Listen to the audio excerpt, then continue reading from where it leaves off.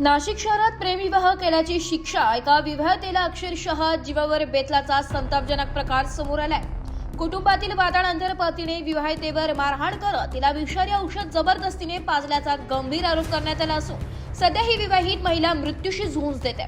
सदर घटना 26 जानेवारी रोजी काठे गल्ली द्वारका परिसरात राहणाऱ्या विवाहितेला कुटुंबातील वादानंतर सासरी बोलवण्यात आलं होतं। त्यावेळी पतीने तिच्याशी वाद घालत बेदम मारहाण केली आणि त्यानंतर विषारी औषध जबरदस्तीने पाजल्याचा आरोप पीडितेच्या माहेरच्या मंडळींनी केलाय। विष पाजल्यानंतर विवाहितेची प्रकृती गंभीररित्या खालावली आहे। तिला तातडीने जिल्हा शासकीय रुग्णालयात दाखल करण्यात आलंय। मात्र प्रकृती अधिक चिंताजनक झाल्याने पुढील उपचारासाठी तिला एका खासगी रुग्णालयात हलवण्यात आलं असून सध्या ती अतिदक्षता विभागात उपचार घेत आहे। दरम्यान या विवाहितेचा एप्रिल 2025 मध्ये प्रेमविवाह झाला होता। विवाहानंतर अवघ्या काही महिन्यातच पती व सासऱ्यांच्या मंडळीकडून मानसिक आणि शारीरिक छळ सुरू झाल्याचा आरोप करण्यात आलाय। या छळ प्रकरणी यापूर्वीच 19 जानेवारी 2026 रोजी भद्रकाली पोलीस ठाण्यात पती, सासू, सासरे आणि दीर यांच्या विरोधात गुन्हा दाखल करण्यात आला होता। या प्रकरणात आरोपी पती फरार झाला असून पोलिसांकडून त्याचा शोध सुरू आहे। विष पाजल्याच्या गंभीर आरोपानंतर या प्रकरणाला अधिक गंभीर वळण मिळाले असून संपूर्ण नाशिक शहरात खळबळ माजली। अधिक तपास भद्रकाली पोलीस करीत आहे। सर ॲक्च्युली शादी.com वर भेटलेलो आम्ही सर्वात पहिल्यांदा। तर देन आमचं घरच्यांच्या सहमतीनुसार इंटरकास्ट मॅरेज झालेलं आणि त्यानंतर त्याच्या म्हणजे की त्यांची कास्ट सिंधी आणि मी महिन्यानंतर त्यांनी म्हणजे की मला घरून प्रेशर केलं की तू तुझ्या माहेरून पैसे घेऊन ये बिझनेससाठी वगैरे। मी या गोष्टींना नकार दिला होता। मग त्यानंतर माझ्या देराने म्हणजे की माझ्या बेडरूममध्ये हिडन कॅमेरेज वगैरे लावले आणि त्यानंतर त्याने माझे पर्सनल फोटोज आणि व्हिडिओज वगैरे सगळे काढले। देन ते मला व्हायरल करण्याची धमकी पण दिली। देन माझ्या सासूने माझ्या खाण्यापिण्यामध्ये स्लीपिंग पिल्स वगैरे पण टाकलेल्या आणि मी ह्या सगळ्या गोष्टी मला डायव्होर्स देण्यासाठी ते हे सगळं करत होते, माझ्या प्रेशर आणत होते। लग्नाला 8 महिने झाले साधारण। भद्रकाली पोलीस स्टेशनमध्ये मी जानेवारी महिन्यात मी FIR केली। त्यानंतर आता मला काल म्हणजे 26 जानेवारीला त्यांच्या दुकानातला एक जण सकाळी भेटतो मला रस्त्यावर। मम्मी मी मार्केटला चाललेलो, म्हणे की तू जो काही गुन्हा नोंदवलाय तो मागे घेऊन टाक वगैरे। मग त्यानुसार मग त्यांनी मला प्रायव्हेट लॉयरकडनं 2 नोटीस पण पाठवल्या होत्या येण्यासाठी। तर मी काल गेलेली त्याच्या घराच्या इथे 2 तास बसली खाली।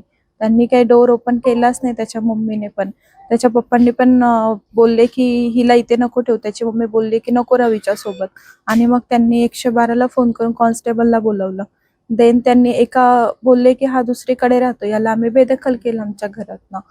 आणि मग मला दुसरीकडे त्यांनी सामान वगैरे ठेवलेलं तिथे घेऊन गेल्या।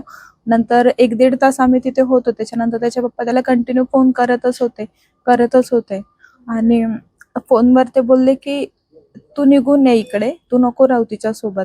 आणि परत बोलले की एकतर आम्ही पॉइझन घेऊन टाकू, नाही तर तू तिला सोडून दे, असं काहीतरी कर। मग नंतर त्याने त्याच्या दुकानातले 4 लोक आलेले आणि त्यांच्या समोर त्याने मला खूप मारलं आणि त्यानंतर ते सगळे बघत होते। ते नंतर त्याने मला पॉइझन म्हणजे पेऊ घातला आणि मग त्यानंतर सिव्हिलला पण नेलेलं। 8 महिन्यांपासून सर, लग्नाला 8 महिने झाले। आणि त्यांचा एक इश्यू आहे की मी महाराष्ट्रीयन आहे आणि ते सिंधी आहे, त्यामुळे। माझ्या सासूचं नाव आहे अनिता राजदेव, सासरे राजू राजदेव। माझा देर जो आहे ज्याने माझे फोटोज आणि व्हिडिओज काढले होते तो पवन राजदेव आणि माझ्या हस्बंडचं नाव आहे मॉन्टी राजदेव। यापुढे सर मला तर माझ्या नवऱ्यासोबत तर मला सुखी संसार करायचाच आहे। त्यांनी जरी छळ केलाय तरी पण मी त्याच्यासोबत तर राहायला तयार आहे। पण त्याच्या घरच्यांचं म्हणणं आहे की नाही राहावं, त्यासाठी ते सगळे कटकारस्थानं करतायत। त्यांनी माझ्यावर चोरीचे ॲलिगेशन्स पण टाकले वगैरे, अशा बऱ्याच गोष्टी आहेत सर। मध्ये त्यांचं 4 व्हीलर स्पेअर पार्ट्स आहे, राजदेव ऑटो स्टोअर्स, शिंगाडा तलाव, सारडा सर्कल। महिमा राजदेव ही माझी मुलगी आहे आणि तिचा छळ चालू होता की 2-4 महिन्यापासून का आपल्याला बिझनेसला पैसे वगैरे आण। पण माझं चाललं होतं, मला 2च मुली, मी तर देणारच आहे मागे पुढे, पण मग त्यांचं सतत चाललं होतं। पण तिनं मला लवकर काही सांगितलं नाही, पण ह्या 5-6 महिन्यापासून जरा जास्तच होतं। आणि तिच्या धीराने हिडन कॅमेरे वगैरे लावले आणि तिची शूटिंग वगैरे केली। ही मला तिनं आत्ता कळालं मला, तिचं पहिलं तर काही माहीतच नव्हतं। आणि तिचा नवरा पण छळ करतो आणि सासू आणि सासरे। तर अनिता राजदेव आणि राजू राजदेव आणि पवन राजदेव हे दीर आहे तिचा. तर काल तर असं झालं का, काल ती कामावरचा मुलगा आला होता आणि तिला म्हणे का तुला आहे ना बोलवलंय म्हणून शेटनी बोलवलं, असं तिला निरोप दिला. मग ती म्हणे हा ठीक आहे मी 1-1.5 तासात येते, पण ती कॅब करून गेली मग निघून. आणि घरी गेली तर तिच्या नवऱ्याने आणि तिच्या सासूनी लॉक करून ठेवलं होतं गेटला आणि पार्किंग मध्ये कमीत कमी 2-2.5 तास बसली ती. मग त्यांनी आहे ना पोलीस 112ला वगैरे कॉल केला तिच्या नवऱ्याने. मग ते पोलीस आले तर ते म्हणे तुला इथे काय म्हणजे त्यांना त्रास देते का बरं वगैरे. तर ती म्हणे मी FIR टाकली. तर म्हणे नाही तरी पण तुला इथे नाही राहायचा राईट आहे, कारण की तुझ्या नवऱ्याने तिकडे रूम घेतलेली आहे. त्यांनी सांगितलं होतं पोलिसांना का आम्ही त्यांना रूम घेऊन दिली त्याच्या वडिलांनी. मग तो तिथून घेऊन गेला तिला आणि त्या रूमवर मग असं काय दोघांचं 1-1.5 तासामध्ये बोलणं झालं वगैरे. मग त्याच्या पप्पाचा सतत फोन येत होता ना, त्याला म्हणत होते का ये तिच्याशी कशाला बोलतो वगैरे असं तसं. तर मग त्यांनी आहे ना 4 मुलं पाठवले आणि मग तिला मारझोड खूप केलं, त्यांच्यासमोर मारझोड केली. आणि मग तिला ती बाटलीतलं काय होतं मला एवढं म्हणजे लिक्विड होतं ते पण पाजलं, विषारी औषध होतं काहीतरी. आणि मग तिथून ॲम्ब्युलन्स करून पण घेऊन गेले ते सिव्हिल हॉस्पिटलला. मग आम्हाला सिव्हिल हॉस्पिटलला त्यांची भीती होती म्हणून त्याच्यामुळे आम्ही इथे आणलो साई केस. या ठिकाणी आमच्या बहिणीवरती गेल्या 6 ते 8 महिन्यापासून वारंवार तिच्या सासऱ्यांच्याकडून अत्याचार होत आहे. आम्ही सहनशक्ती ठेवली, भरपूर सहन करण्याचा प्रयत्न केला, समजवण्याचा प्रयत्न केला, पण ते काही कोणत्या गोष्टीला जुमानत नाही. त्यांना पैशाचा वगैरे त्यांच्या श्रीमंतीचा माज आहे. तर आज रोजी आमच्यावरती अशी वेळ आली आहे की आमच्या बहिणीचा जीव हा धोक्यात आहे. कॉम्प्रोमाइजच्या बहाण्याने बोलवून त्यांनी आमच्या बहिणीला नेऊन जबरदस्तीने विषारी औषध पाजून ठार मारण्याचा प्रयत्न केला. ही आज आमच्या दृष्टीने आम्हाला मन हिरवून टाकणारी गोष्ट आहे.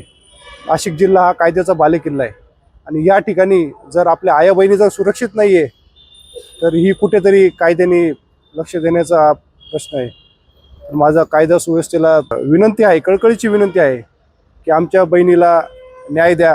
समोरील जे तिचा पती नरोदम आहे तो मॉन्टी राजदेव, त्याचा तसेच आमच्या बहिणीचा दीर व त्याचे सर्व कुटुंबीय यांचा जो काही श्रीमंतीचा माज आहे व आमच्या बहिणीचे ज्यांनी तिचा छळ तसेच जो अत्याचार केला आहे याची दखल घ्यावी व आमच्या बहिणीला न्याय द्यावा ही आमची कळकळीची विनंती आहे. सदरील घडलेल्या प्रकारासंदर्भात भद्रकाली पोलीस स्टेशन या ठिकाणी आम्ही गुन्हा दाखल केलेला आहे व नाशिक जिल्हा हा कायद्याचा बालेकिल्ला असून निश्चितच संदीप कर्णिक साहेब आम्हाला न्याय देतील ही आम्हाला अपेक्षा आहे व या संदर्भात उद्या माननीय CP साहेब यांना आम्ही निवेदन देणार आहोत.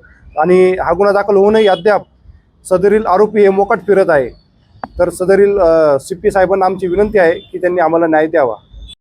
नमस्कार. आमची पुतणी ऋतुजा राजदेव, तिचं 8 महिन्यापूर्वी लग्न झालेलं होतं. स्थलांतरी आम्ही मराठी व ते सिंधी, त्यांनाही 8 महिन्यापूर्वी काही लग्न मान्य नव्हतं, पण हे काहीतरी कारणास्तव यांनी 8 महिन्यापूर्वी लग्न केलेलं होतं. त्याच्यानंतर यांनी 2-3 महिन्यानंतर मुलीला काहीतरी त्रास छळ करण्याचा प्रयत्न केला. त्याच्यानंतर हिला कुठंतरी अटकवायचा प्रयत्न केला. यांनी 4 महिन्यानंतर यांनी कुठंतरी कॅमेऱ्यामध्ये कैद केलं. त्यांच्यावर 25 लाख रुपयाचा चोरीचा गुन्हा दाखल केला का कुठंतरी अटकवायचं, हिला फसवायचं.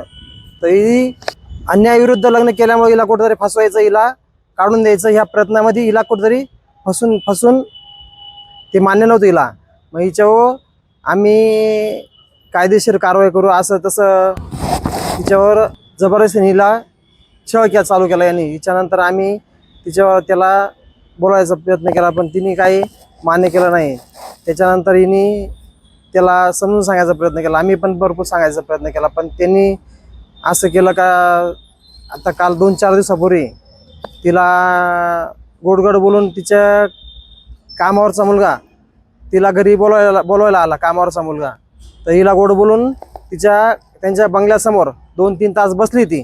त्याच्यानंतर त्यांनी घरात घेतलेलं नाही.